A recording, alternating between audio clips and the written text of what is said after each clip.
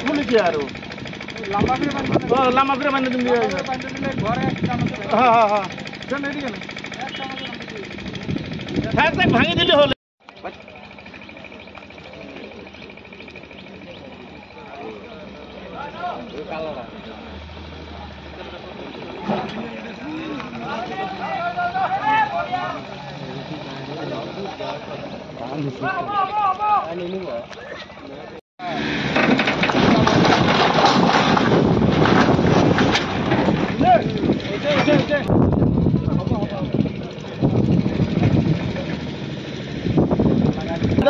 খুলি দিব লাগবে তলার রশিদা নিউজটা করে না করলে